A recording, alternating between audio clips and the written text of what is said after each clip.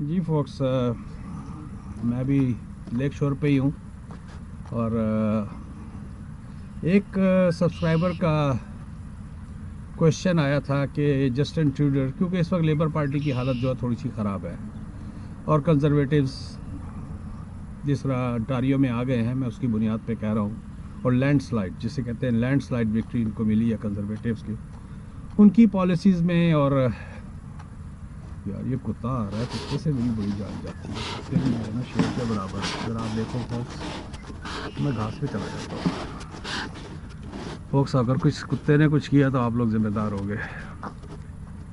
दोनों जो है ना डैमरी है, डैमरी हम लोग जो लाहौर में कहते हैं।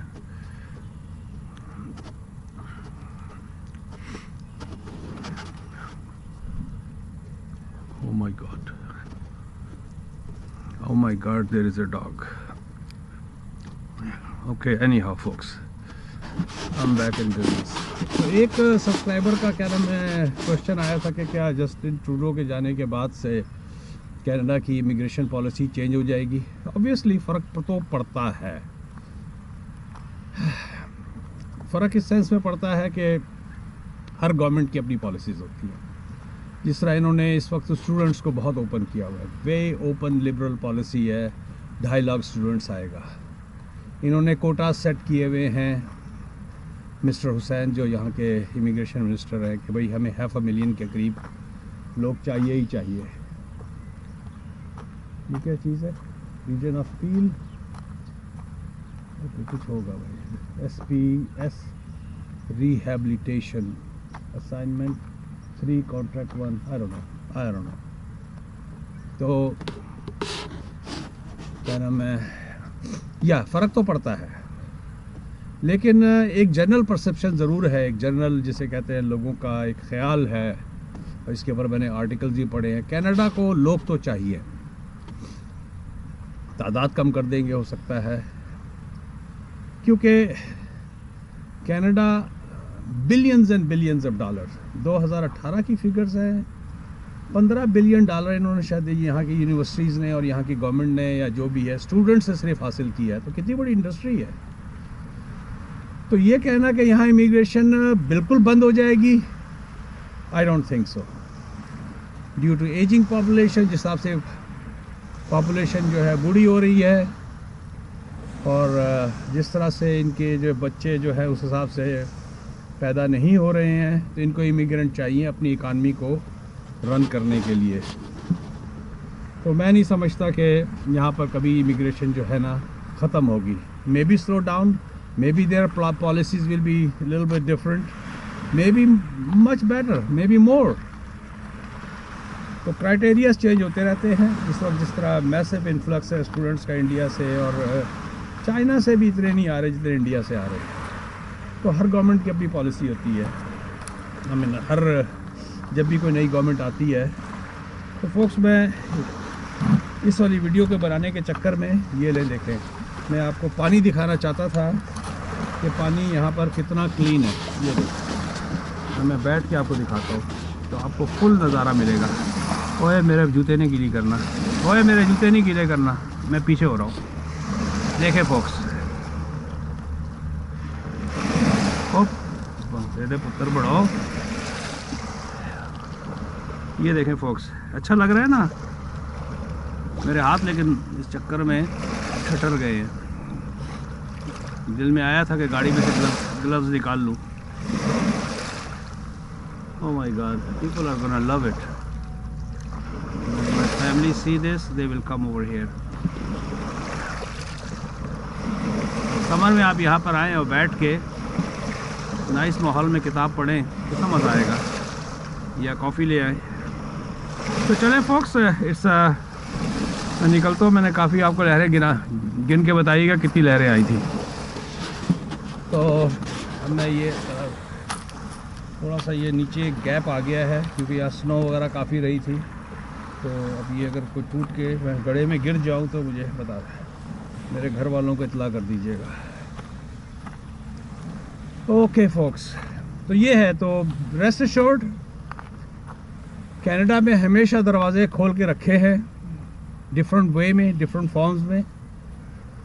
1960 के बाद की मैंने इनकी हिस्ट्री पढ़ी है कि किन दौर में कौन कौन सी कम्युनिटीज़ यहाँ ज़्यादा आई, कौन कौन से इमिग्रेंट्स यहाँ ज़्यादा है। तो इस वक्त मोस्टली जो इन्फ्लक्स है, एक बात चले इसी वीडियो से मैं कनेक्ट कर देता हूँ। Sponsorship of the parents. Sponsorship parents के अंदर यह है कि आप अपने पेरेंट्स को दो तरीके से बुला सकते हैं।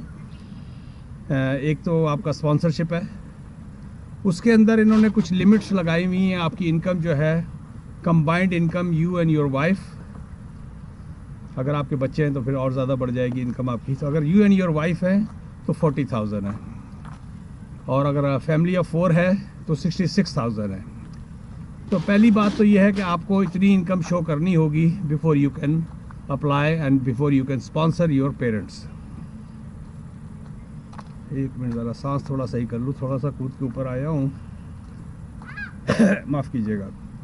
तो बैटरी भी लो हो गई है, तो पहला कह दी बैटरी। एनी हाउ, चले इसको सम अप करता हूँ 2-3 मिनट के अंदर। तो this is your income, you have to have it. इसके अंदर भी एक वो है कि 3 साल in the row you are husband and wife, you have to show 40,000 income. First ये आपकी 1 साल जॉब जो है, सॉरी गाइस,